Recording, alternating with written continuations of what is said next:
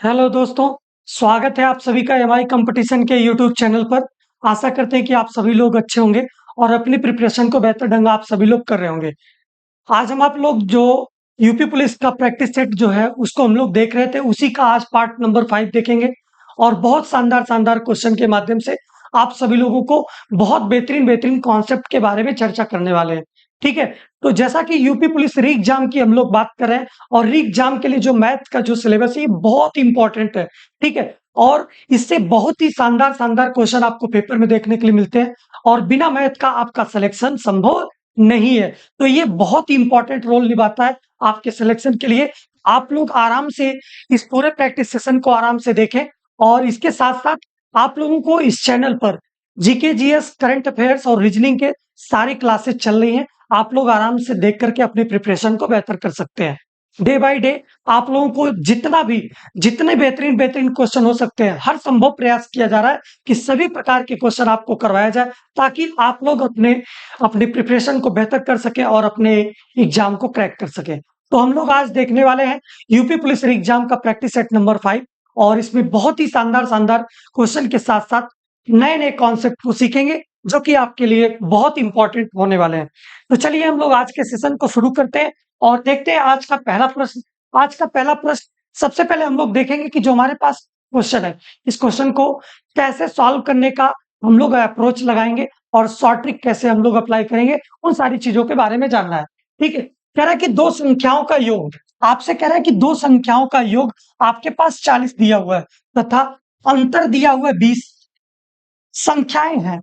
जब भी आपको इस प्रकार से क्वेश्चन पूछता है यानी दो संख्याओं का योग दे करके और दो संख्याओं का अंतर दे करके अगर आपसे पूछता है तो आप लोग क्या करोगे, डायरेक्ट आपके पास मेथड नंबर 1 हम बता रहे हैं कि जो कि ट्रिक के माध्यम से है। यानी कि जब भी आपको योग दिया रहे और जब भी आप लोगों को अंतर दिया रहे तो पहली संख्या निकालने की जो बात करते हैं, पहली संख्या के लिए हम लोग क्या करते हैं, दोनों दोनों के योग और अंतर को दोनों को जोड़ करके 2 से भाग दे देते हैं। यानी कि 40 प्लस 20 बटा में 2 यानी कि यहां से आ जाएगा 30। 40 में 20 को जोड़ेंगे 60 हो जाएगा, 60 को 2 से भाग देंगे 30 आ जाएगा। ये तो पहली संख्या निकल गई आपकी। दूसरी संख्या की बात करते हैं। दूसरी संख्या के केस में हम लोग क्या करेंगे कि दोनों का अंतर ले लेंगे, योग का और उनके अंतर का अंतर ले लेंगे यानी कि 40 माइनस 20 कर देंगे। 40 माइनस 20 और बटा में 2 यानी कि यहां से आपके पास आ जाएगा 10। ठीक है, अब ऑप्शन को चेक कर सकते हैं आप लोग। ऑप्शन डी इस क्वेश्चन का राइट आंसर हो जाएगा। ठीक है, ये तो आपके पास ट्रिक थी। ठीक है, अदरवाइज आप लोग मेथड नंबर सेकंड को भी फॉलो कर सकते हैं, जबकि मेथड नंबर सेकंड है इसको ध्यान से देखें। सपोज दैट हम लोग मान लेते हैं कि पहली संख्या हमारे पास x है और दूसरी संख्या हमारे पास y है, यानी कि x प्लस वाई बराबर आपको दिया हुआ है 40। दो संख्याओं का योग दिया है 40। अब दो संख्याओं का अंतर आपको दिया हुआ है 20, यानी कि यहां पर इस प्रकार से आ गया। पहली इक्वेशन ये बनी और दूसरी इक्वेशन ये बनी, दोनों को हम लोग जोड़ दिए, माइनस प्लस वाई कट गया, यहां पर क्या हो जाएगा, x प्लस एक्स कितना आ जाएगा 2x बराबर में कितना आ गया 60। 2 से काट दिए हमारे पास कितना आ गया 30, यानी कि पहली संख्या आपके पास कितनी आ गई 30। ठीक है, अब दूसरी संख्या निकालने की बात करते हैं। अगर y हम लोग निकाल लें तो हमारे पास x और y का दोनों मान पता चल जाएगा। आप कहोगे कि सर हमारे पास यही संख्याएं थी जिसको हम लोगों ने माना था x और y। ठीक है, तो x का मान हम लोग समीकरण 1 में रख देते हैं। x का मान समीकरण 1 में रखते हैं। ठीक है, x का मान हम लोग समीकरण 1 में रखेंगे तो 30 प्लस y बराबर में कितना आ जाएगा 40 और y बराबर में हो जाएगा 40 माइनस 30 और y बराबर में आपका आ जाएगा 10। यानी कि दोनों मेथड से आप लोगों का यह प्रश्न आराम से सॉल्व हो गया। आपको जो मेथड अच्छा लगे उसे आप लोग अप्लाई करें और उसे आराम से सीख लें। आगे क्वेश्चन को हम लोग देखते हैं। अगला क्वेश्चन नंबर है क्वेश्चन नंबर 2। बहुत शानदार क्वेश्चन है। इस क्वेश्चन में कह रहा है कि नीचे दी गई भिन्न में से कौन सी भिन्न 11/17 के बराबर नहीं है। आपसे यह प्रश्न पूछा हुआ है। तो जब आपसे यह प्रश्न पूछा है, कह रहा है कि नीचे दी गई भिन्न में से कौन सी भिन्न 11/17 के बराबर नहीं है, तो हम लोगों को क्या करना है, 11 जो हमारे पास ऊपर दिख रहा है तो अंश को हम लोग 11 से भाग दे देते हैं और 17 से हम लोग हर को भाग दे देते हैं। और जब अगर दोनों का भागफल समान आ जाएगा वो तो भिन्न क्या होगी, वह भिन्न उसके बराबर हो सकती है, होगी। और अगर बराबर नहीं आया, भागफल बराबर नहीं आया, इसका मतलब कि वह भिन्न बराबर नहीं होगी। तो हम लोग इसको निकाल करके देखते हैं। 11 से अगर हम लोग 33 को भाग देंगे तो 11 तिया 33, ये तो 3 बार में कट जाएगा। और इसको हम लोग काटेंगे 17 से, 17 तिया 51, यानी कि दोनों का भागफल हमारे पास कितना आ रहा है? समान आ रहा है। यानी कि यह तो भिन्न इसके बराबर है, 11/17 के बराबर है। उसी प्रकार से हम लोग इसको देखते हैं। 11 दूना में 22, 11 एक अन्नम 11, 17 से इसको भाग देते हैं। 17 दूना में 34, 17 एक अन्नम 17। ये भी यहाँ पर भी भागफल क्या है? समान है। यानी कि यह भी भिन्न क्या है? 11/17 के बराबर होगी। अगला हम लोग देखते हैं, इसको हम लोग चेक करके देखते हैं। 11 दूना में 22 और 11 दूना में 22। 17 से इसको काट करके देखते हैं। 17 से इसको काटे हम लोग, देखते हैं कितनी बार में कटेगा। 17 से इसको काटेंगे, 17 चौको 68, यानी कि 4 बार में इधर जाएगा। और फिर यहाँ पर 68, 8 6 14, यानी कि 17 चौको 68। अब देखिए यहाँ पर क्या है? भागफल दोनों का दोनों क्या आ गया? भिन्न भिन्न आ गया। यानी कि यह संख्या आपकी क्या होगी? 11/17 के बराबर नहीं होगी। यानी कि अगर भागफल समान आता तो यह समान, यह आंसर होता। यह भिन्न क्या होती? 11/17 के बराबर होती। और यहाँ पर बराबर नहीं आ रहा है भागफल, इसलिए यह नहीं बराबर होगी। ऑप्शन जो आपका करेक्ट हो जाएगा, ऑप्शन डी करेक्ट हो जाएगा। ठीक है, ऐसे क्वेश्चन आपको देखना है। ठीक है, तो चलिए हम लोग देखते हैं अगला प्रश्न। अगला प्रश्न कौन सा है, इसे ध्यान से समझे। अगला प्रश्न आपसे कह रहा है कि एक अध्यापक कक्षा के कुल विद्यार्थियों के एक बराबर संख्या में पंक्तियों और कालमों में रखना चाहता है, परंतु ऐसा करने के लिए उसे स्वयं भी एक पंक्ति में खड़ा होना पड़ता है। छात्रों की कुल संख्या ज्ञात कीजिए। ठीक है, तो आप लोगों को प्यारे साथी यहाँ पर बता दें कि जो वहां पर संख्या की बात कर रहा है, यानी कि पंक्तियों की जो बात कर रहा है, और संख्या और पंक्ति जब बराबर बराबर कह रहा है, इसका मतलब कि हमारे पास क्या होगा? वह क्या होगा? वर्ग होगा। यानी कि अगर यक्स अगर माना जाए तो यक्स यह भी होगा, यानी कि क्या आ जाएगा? यक्स स्क्वायर आ जाएगा। ठीक है, यानी कि यहाँ पर हमारे पास क्या है? पूर्ण वर्ग संख्या आ रही है, यानी कि पूर्ण वर्ग संख्या आ रही है, पूर्ण वर्ग संख्या आनी चाहिए। ठीक है, कह रहा है कि हमारे पास छात्रों की संख्या आपको निकालना है। तो छात्रों की संख्या की अगर बात करें, छात्रों की संख्या जब भी निकालने की बात आएगी तो वहां पर हम लोग क्या करेंगे? पूर्ण वर्ग संख्या में से एक को घटा देंगे, हमारे पास छात्रों की संख्या निकल जाएगी। अब यहाँ पर चेक करिए, इस ऑप्शन में देखिए हमारे पास यहाँ पर देखिए, यहाँ पर 15 15 225। ठीक है, ऑप्शन सी को चेक करें। 15 में 15 का अगर मल्टीप्लाई करेंगे तो हमारे पास 225 आएगा। और 225 में से एक हमको क्या करना है? घटाना है। अगर यहाँ पर 224 रहता तो ये ऑप्शन करेक्ट हो जाता, छात्रों की संख्या पूर्ण वर्ग में से हम लोग घटा देते तो निकल जाती। लेकिन यहाँ पर क्या हो रहा है कि यहाँ पर ये तो अधिक कर रहा है, जोड़ रहा है। ठीक है, इसलिए हम लोगों के पास ये तो हो नहीं सकता। अब हम लोग क्या करेंगे? हमारे पास ये पूर्ण वर्ग संख्या हमारे पास एक भी है। ठीक है, 31 36, यानी कि 3116, ये क्या पूर्ण वर्ग संख्या है। अब 3136 की अगर बात करते हैं, 3136 हमारे पास जो है ये पूर्ण वर्ग संख्या है। और इस पूर्ण वर्ग संख्या में से अगर एक को घटा देंगे तो हमारे पास 3135 आ जाएगा। और 3135 यही छात्रों की संख्या हो जाएगी। अब चेक कर लीजिए कि ऑप्शन कौन सा हो रहा है। ऑप्शन ए इस क्वेश्चन का राइट आंसर हो जाएगा, यानी कि ऑप्शन ए इस क्वेश्चन का राइट होगा। इस प्रकार से हम लोगों को चेक करके बताना है कि जो हमारे पास पूर्ण वर्ग संख्या मिल जाए और पूर्ण वर्ग संख्या में से एक को हम लोग निकाल देंगे। जो हमारे पास क्या थे? अध्यापक थे, उस अध्यापक को हम लोग अगर बाहर निकाल देंगे, कुल विद्यार्थियों की संख्या आपको आराम से पता चल जाएगी। चलिए हम लोग देखते हैं अगले प्रश्न को। और अगला प्रश्न क्या कहता है, इसे ध्यान से देखें। यहाँ पर कह रहा है कि 4.6 की पावर 4 प्लस 5.4 की पावर 4 प्लस 24.84 की पावर 2 बटा में 4.6 की पावर 2 माइनस 5.4 की पावर 2 प्लस 24.84। मेरे प्यारे साथी यहाँ पर कुछ गलत दिख रहा है, ये आपका प्लस होना चाहिए। ठीक है, अगर यहाँ पर ये प्लस होगा तब इस क्वेश्चन को हम लोग कैसे सॉल्व करेंगे, यहाँ से ध्यान दें। यहाँ पर हम लोग क्या करते हैं कि हमारे पास ये क्या है? 4.6, यानी कि 4.6 को हम लोग ए मान लेते हैं। ठीक है, जब ए मानेंगे तो हमारे पास कुछ इस प्रकार से बनेगा, और हम लोग 5.4 को बी मानेंगे। ठीक है, तो हम लोग यहाँ पर देखिए, यहाँ पर A square plus B square plus A B. ठीक है, A square plus B square plus A B एक ब्रैकेट में हो जाएगा, और दूसरे में हो जाएगा A square plus B square minus A B, हमारे पास ये निकल करके आ जाएगा। ठीक है, जब ये चीजें आपके पास जब निकल करके आ जाएंगी तो हम लोग इसको आगे आराम से क्वेश्चन को सॉल्व कर ले जाएंगे।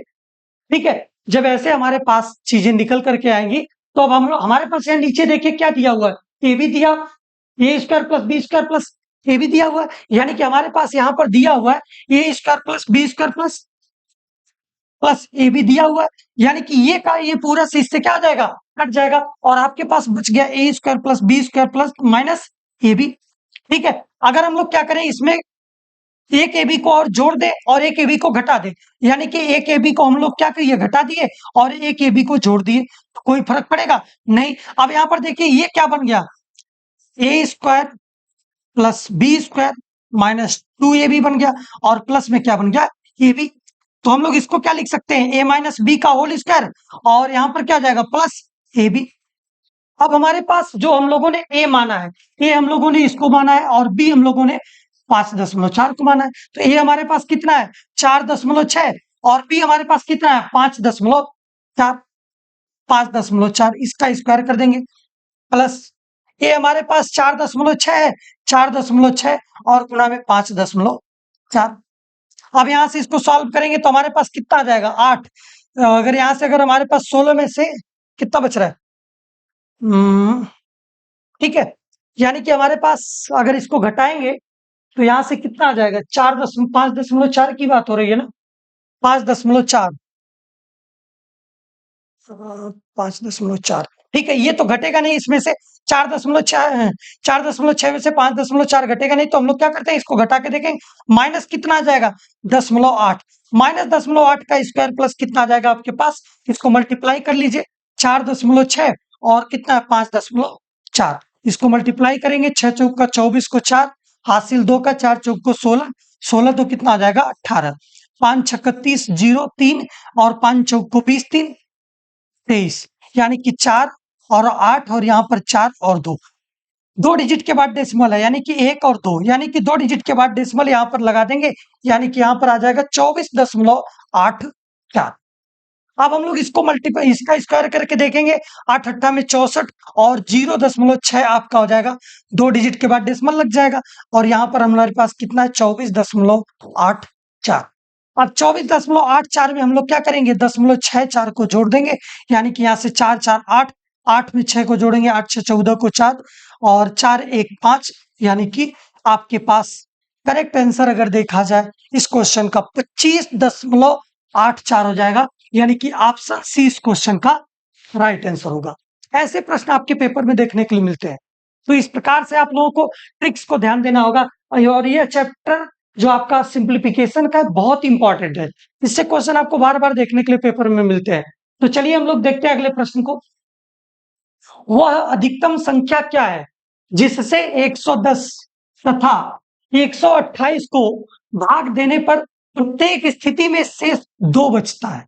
ठीक है, तब हम लोग क्या करेंगे इसे समझे, अधिकतम की बात कर दिया, यानी कि जब अधिकतम की बात किया है तो इसका मतलब हम लोग क्या करेंगे 110 में से 2 को भी घटाएंगे, एक संख्या तो हमारे पास ही आ जाएगी, दूसरी संख्या हमारे पास कितनी आएगी 128 में से भी 2 को हम लोग घटा देंगे, यानी कि 128 माइनस 2, इन्हीं दोनों संख्याओं का हम लोग क्या ले लेंगे एचसीएफ ले लेंगे, यानी कि मौस निकाल करके बता देंगे, और जब मौस इन दोनों संख्याओं का निकालेंगे वही आपका क्या हो जाएगा आंसर निकल करके आ जाएगा, यानी कि यहाँ पर कितना आ गया 108 कामा 126।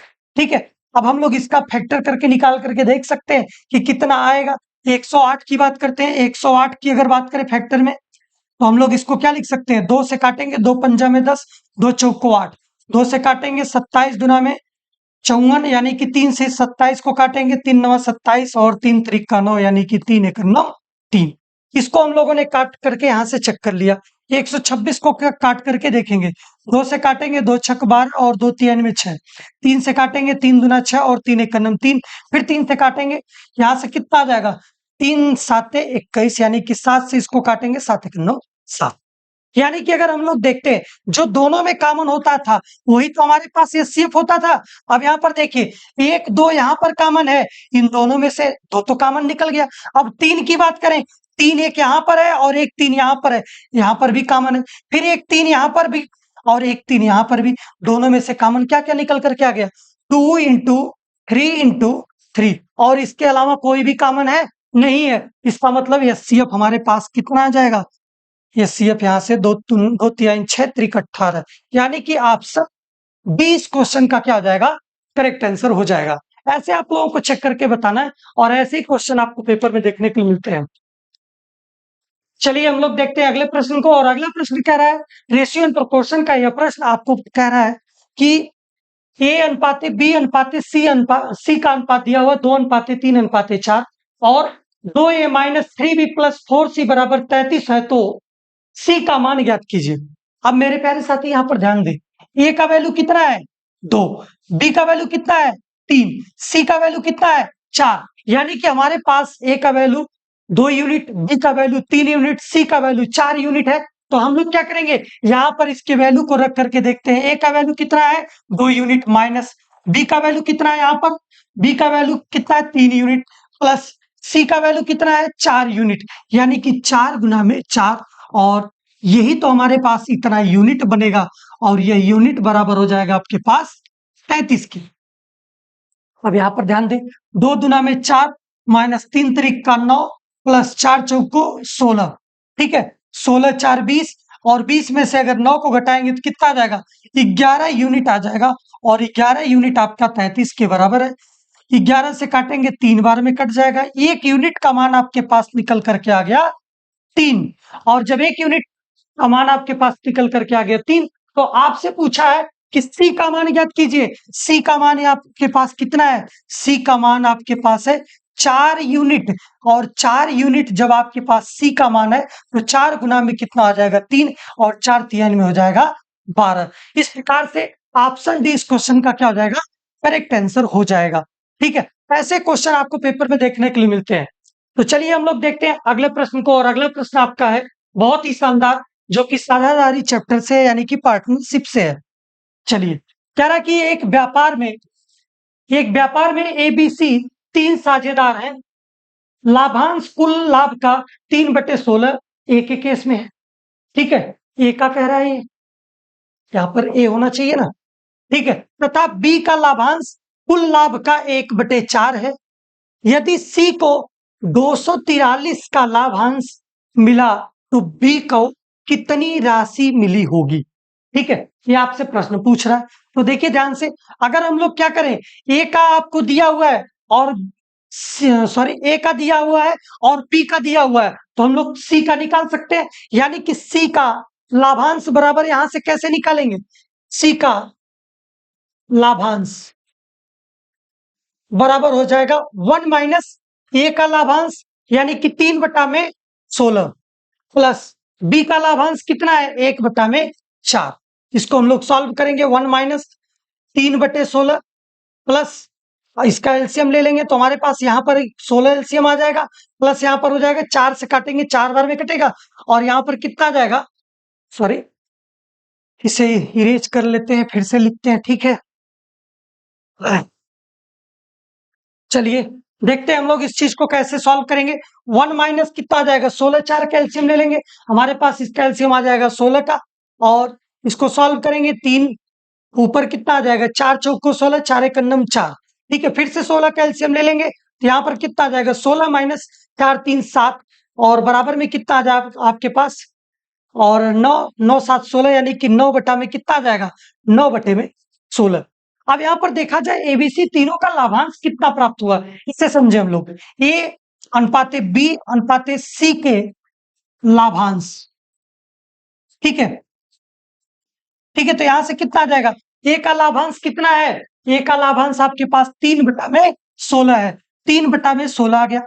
उसी प्रकार से बी का लाभांश कितना है, बी का लाभांश 1/4 है, यानी कि 1/4 हो गया। उसी प्रकार से सी का लाभांश कितना है 9/16, यानी कि अगर हम लोग इसमें क्या करें, बी वाले में ध्यान से समझें, अनुपात निकालने के लिए हम लोग क्या करते हैं, बी में अगर हम लोग 4 से अगर मल्टीप्लाई कर दें, ऊपर भी 4 से मल्टीप्लाई करेंगे। अब देखिए नीचे सबका बराबर हो गया, तो यहां से इसका अनुपात कितना आ जाएगा 3:4:9 का आ गया, यानी कि जो इनके लाभ होंगे, लाभ का अनुपात हमारे पास निकल गया 3:4:9।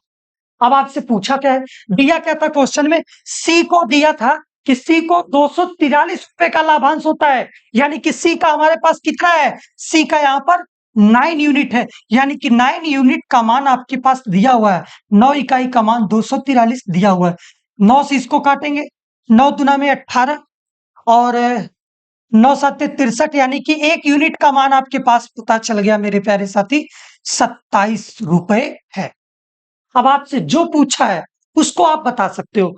बी को कितनी राशि मिली, तो बी को कितनी राशि मिली है, 4 यूनिट की, यानी कि 4 यूनिट का मान आपको निकाल करके बताना है, और 4 यूनिट यही बी का लाभांश है। बी का क्या है, लाभांश है 4 यूनिट का, यानी कि 4 गुना में 27, और इसको मल्टीप्लाई करेंगे तो हमारे पास मल्टीप्लाई करने के बाद निकल जाएगा 7 चौक 28 को 8 हासिल 2 का, और 4 दुना में 8 2 10, यानी कि 108 रुपए। 108 रुपए इस क्वेश्चन का राइट आंसर होगा। ऐसे ही आपको साझेदारी चैप्टर से क्वेश्चन देखने के लिए मिलते हैं। तो चलिए हम लोग देखते हैं अगले प्रश्न को, और अगला प्रश्न आपका औसत से रिलेटेड है। इस औसत के क्वेश्चन को पढ़ें ध्यान से, देखिए क्या कह रहा है। किसी कॉलेज में 16 छात्रों की औसत आयु 20 है, 20 वर्ष दिया हुआ है, ठीक है। उनमें से 5 छात्रों की औसत आयु 20 वर्ष था तथा अन्य 10 छात्रों की औसत आयु 20.4 वर्ष है। तो कॉलेज के 16वें छात्र की आयु को बताना है आपको।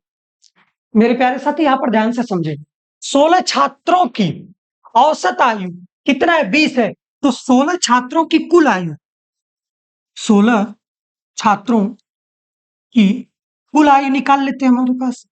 कुल आयु हमारे पास कितनी आ जाएगी, बराबर 16 गुना में कितना आ जाएगा, 20, यानी कि यहां पर ध्यान से देखें, 16 छात्र थे और उनकी औसत आयु कितनी है, 20 है। अगर हम लोगों को दोनों को मल्टीप्लाई कर दिया जाए तो हमारे पास कुल आयु निकल जाएगी 16 छात्रों की, यानी कि 16 दुना में 32, यानी कि 320 वर्ष।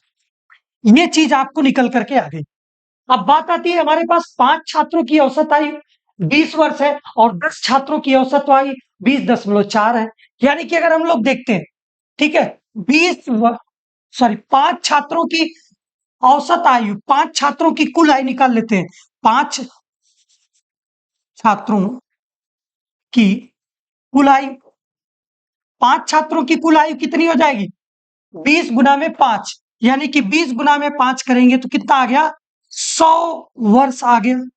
इसी प्रकार से बाकी आगे के 10 छात्र और भी है, 10 छात्रों की औसत आयु, यानी कि 10 छात्रों की कुल आयु, 10 छात्रों की कुल आयु कितनी हो जाएगी, 10 गुना में 20.4, 10 गुना में 20.4, यानी कि यहां से कितना जाएगा, 204 वर्ष। अब हम लोग क्या करें कि 16वां छात्र की जब बात करेगा, तो 16वें छात्र की जब आयु की बात अगर पूछेगा तो आप लोग क्या करोगे, 16 छात्रों की कुल आयु में से, और जो आपके पास यहाँ पर 15 छात्रों की कुल आयु है, यानी कि 15 छात्रों की कुल आयु, 15 छात्रों की कुल आयु जो है आपके पास है, यहां पर कितनी आ जाएगी, 100 वर्ष प्लस 204 वर्ष, यानी कि यहां से कितना गया, 304 वर्ष। अब हम लोगों से जो 16वें छात्र की बात किया है, 16वें, ठीक है, 16वें छात्र की आयु, छात्र की आयु बराबर हो जाएगा 320 माइनस 4, 304, 320 माइनस 304, यहां से इसको घटाएंगे तो कितना जाएगा, 16 वर्ष आ जाएगा, यानी कि 16 वर्ष इस क्वेश्चन का क्या हो जाएगा, करेक्ट आंसर हो जाएगा। ऑप्शन डी इस क्वेश्चन का राइट आंसर होगा। ऐसे प्रश्न आपको औसत चैप्टर से देखने के मिलते हैं मेरे प्यारे साथी। आपको एग्जाम में इन सारी चीजों को लिखने की जरूरत नहीं होती है, ऑब्जेक्टिव क्वेश्चन होता है। आप डायरेक्ट क्या करो, 16 और 20 का मल्टीप्लाई कर लिए 320 आ गया, 5 और 100 20 का मल्टीप्लाई कर लिए 100 आ गया, और यहाँ पर 10 और 20.4 को मल्टीप्लाई कर लिए 204 आ गया। 15 छात्रों की कुल आयु यहां से जोड़ करके निकाल लेंगे तो 304 आ जाएगा।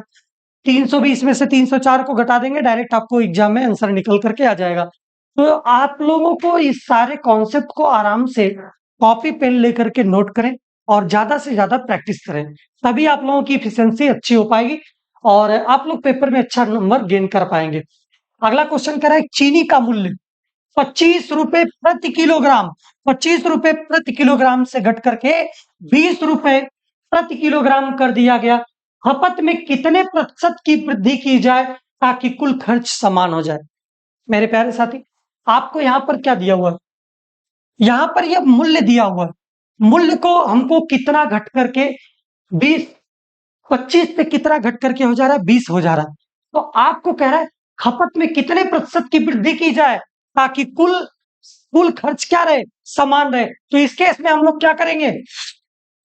ध्यान से समझे कि हमारे पास जो 25 है, 25 माइनस 20, हमारे पास ये तो निकल गया कि इतने की वृद्धि करना होगा।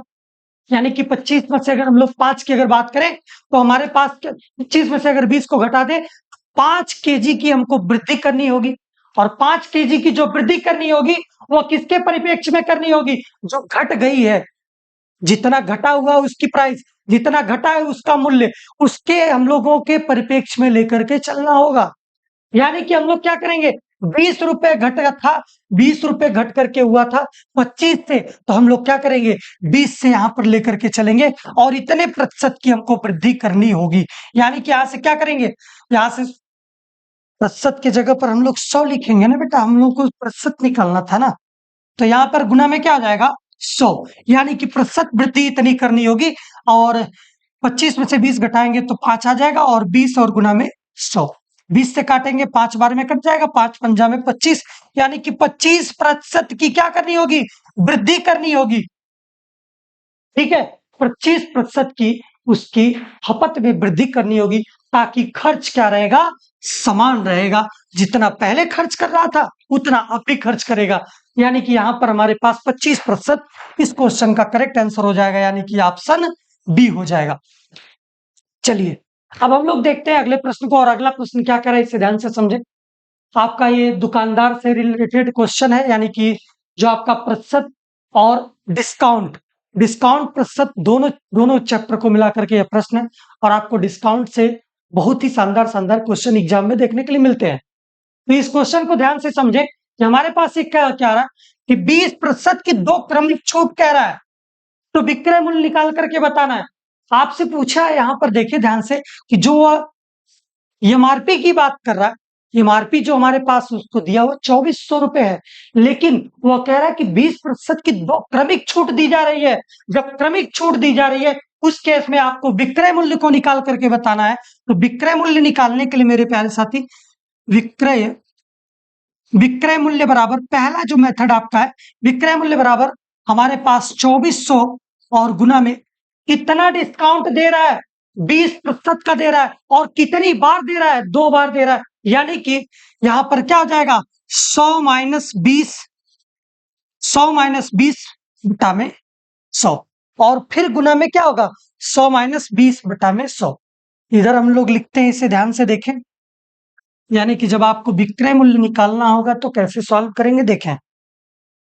विक्रय मूल्य बराबर 2400 और गुना में 100 माइनस 20 और बटा में क्या हो जाएगा? 100। और ये तो एक छूट थी, इसी प्रकार से दूसरी छूट 100 माइनस 20 बटा में 100। ये तो हमारे पास ही आ गया। यहाँ पर कितना आ गया? 2400 और गुना में कितना आ जाएगा? यहाँ पे 100 में से 20 को घटाएंगे, 80 बटा में 100, और यहाँ पर गुना में क्या आ जाएगा? 80 बटा में 100। 2 जीरो से 2 जीरो ये कट जाएगा, और ये 2 जीरो से ये 2 जीरो कट जाएगा। यानी कि 8 अट्ठा में 24, सॉरी 8 अट्ठा में 64, 24 गुना में 64। अब यहां पर इसे सॉल्व करें। 4 चौक को 16।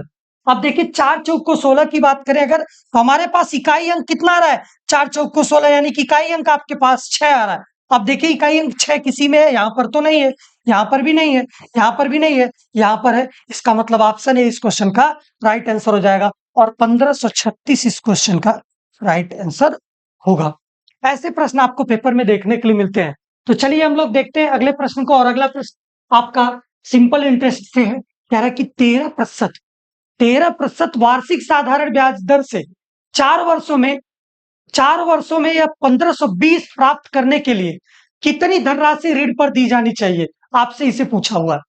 मेरे प्यारे साथी यहां पर ध्यान दीजिए कि जो हमारे पास प्रिंसिपल की पूछा हुआ है, यानी कि मूलधन आपसे पूछा हुआ है, यानी कि मूलधन आपसे मूलधन यानी कि पी आपसे पूछा हुआ है, यानी कि एसआई बराबर आपके पास होता है पीआरटी अपान में 100 होता है। ठीक है, और एसआई की जो बात हम लोग कर रहे हैं, एसआई हमारे पास जो हमारी पास बात हो रही है उसको हम लोगों को निकाल करके देखना होगा कि हमारे पास मूलधन कितना है।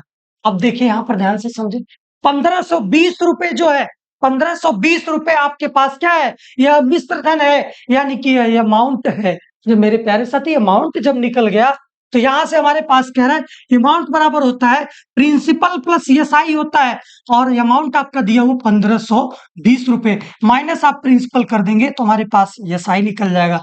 यानी कि यहाँ पर 1520 माइनस पी बराबर में क्या आ जाएगा, पी इंटू आर का वैल्यू कितना है, आर का वैल्यू आपके पास दिया हुआ है 13%, और समय दिया हुआ है आपके पास 4 वर्ष और बटा में 100, 13 चौक को 52 बटा में 100, यानी कि दशमलव में क्या हो जाएगा 52 पी, यानी कि 0.52 पी आपका ये हो गया। और यहाँ पर 1520 माइनस पी हो जाएगा, इसको हम लोग इधर रखेंगे 1520, और बराबर में हो जाएगा ये पी प्लस 0.52 पी, यानी कि यहां से कितना आ जाएगा 1.52 पी, और पी का वैल्यू निकालेंगे हम लोग तो पी बराबर में हो जाएगा 1520 बटा में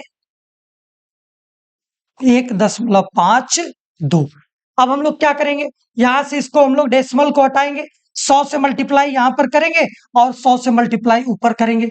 अब यह दशमलव क्या हो गया, दशमलव आपका हट जाएगा, दशमलव जब आपका हट जाएगा तो यहां से कितना आ जाएगा 1520, और गुना में 100 बटा में 152, और गुना में 0, तो ये दशमलव हटा दिया ना।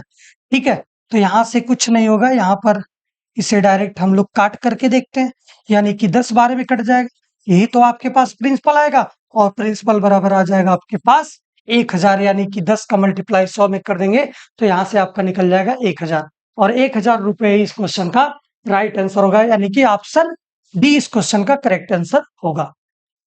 चलिए हम लोग देखते हैं टाइम एंड वर्क के क्वेश्चन को, और ये टाइम एंड वर्क का क्वेश्चन आपके लिए बहुत इंपॉर्टेंट है, इसे सॉल्व करने का कोशिश करते हैं, देखते हैं कि कैसे इसे सॉल्व किया जाएगा। ठीक है, इस क्वेश्चन में कह रहा है ए किसी काम को 20 दिनों में कर सकता है, जबकि बी उसी काम को 12 दिनों में कर सकता है। 9 दिनों तक काम बी करता है तो बचा हुआ काम ए कितने दिनों में पूरा करेगा। मेरे प्यारे साथी इसे ध्यान से समझे, ए की जो बात कर रहा है, ए किसी कार्य को 20 दिनों में कंप्लीट कर रहा है, यानी कि 20 दिनों में काम को कंप्लीट कर रहा है। बी उसी काम को 12 दिनों में कंप्लीट कर रहा है, यानी कि बी उसी काम को 12 दिनों में कर रहा है।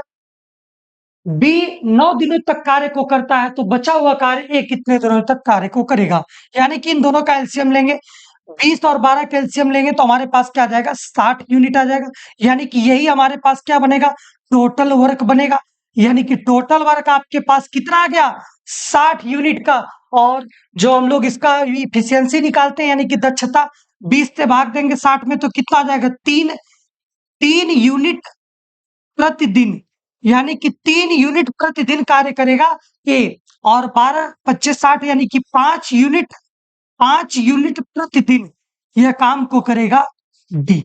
अब आपसे कह रहा है कि जो हमारे पास बी की बात कर रहा है, बी 9 दिनों तक काम करता है, बी 9 दिनों तक काम करता है, यानी कि 9 दिनों में काम कितना कर लेगा 9 गुना में 5, यानी कि 45 यूनिट क्या हो जाएगा काम खत्म हो जाएगा।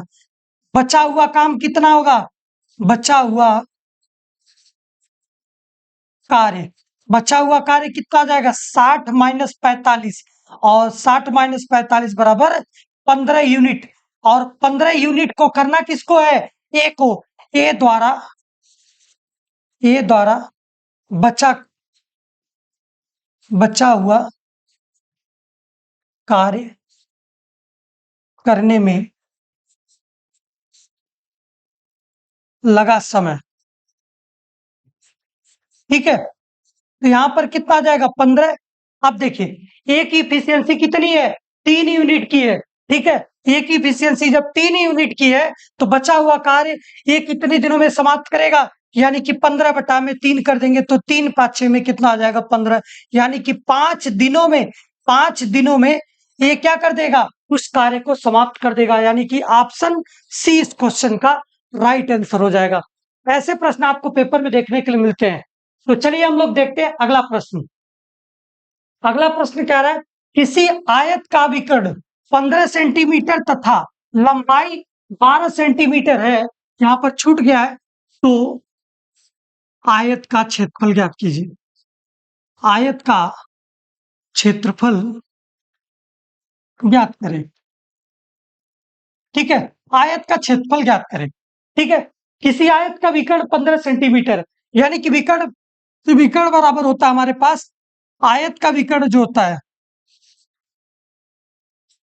आयत आयत का विकर्ण बराबर under root L square plus B square. यानी कि आयत का विकर्ण आपको दिया हुआ 15, 15 का स्क्वायर कर देंगे तो हमारे पास यहां से L square plus B square आ जाएगा।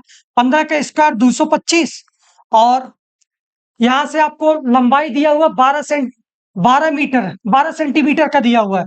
ठीक है, 12 मीटर का दिया हुआ है, यानी कि लंबाई को इधर लेकर के आ जाएंगे, एल का स्क्वायर बराबर हो जाएगा बी का स्क्वायर, यानी कि 225 माइनस एल कितना है 12, 12 का स्क्वायर बराबर कितना आ जाएगा बी का स्क्वायर, यानी कि 225, 225 माइनस कितना आ जाएगा 225, 225 माइनस 12 बराबर में 144, यानी कि यही आपके पास बी हो जाएगा।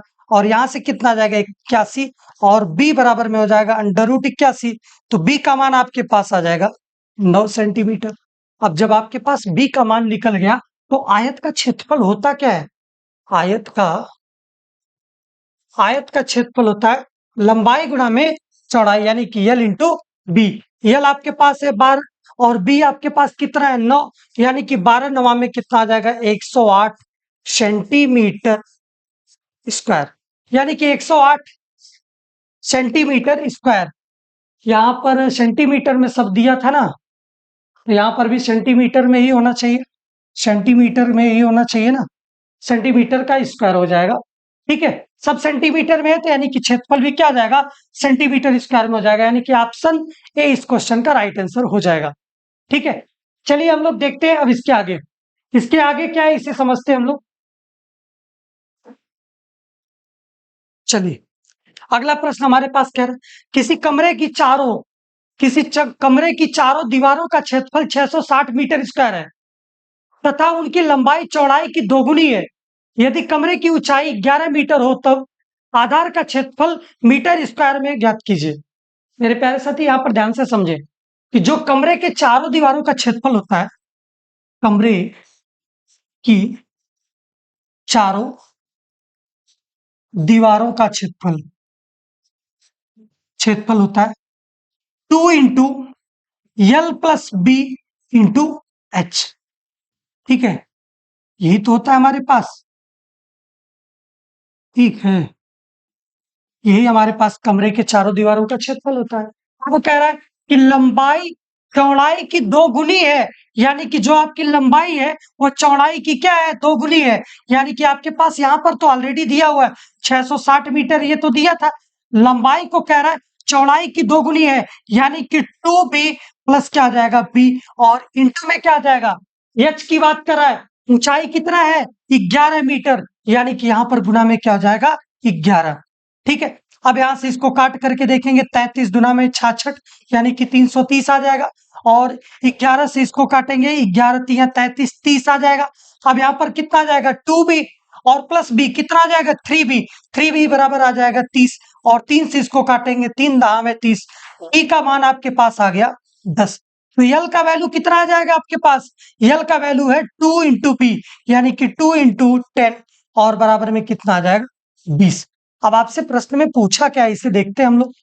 प्रश्न में पूछा है कि आधार का क्षेत्रफल ज्ञात कीजिए, यानी कि आधार का क्षेत्रफल बराबर लेंथ इंटू ब्रेड्थ, यानी कि लेंथ आपके पास कितना है, लेंथ आपके पास दिया हुआ है 20 और ब्रेड्थ आपके पास दिया हुआ 10, यानी कि 20 दाह में 200, 200 मीटर स्क्वायर इस क्वेश्चन का करेक्ट आंसर होगा, यानी कि ऑप्शन ए इस क्वेश्चन का राइट आंसर हो जाएगा। चलिए हम लोग देखते हैं और अगला प्रश्न, आज के लिए इतना ही था। अच्छा, आज के लिए इतना ही था इस प्रैक्टिस सेट में और आगे मिलते हैं प्रैक्टिस सेट नंबर 6 में 6 के साथ और आज के लिए इतना ही। बहुत-बहुत धन्यवाद। जय हिंद, वंदे मातरम।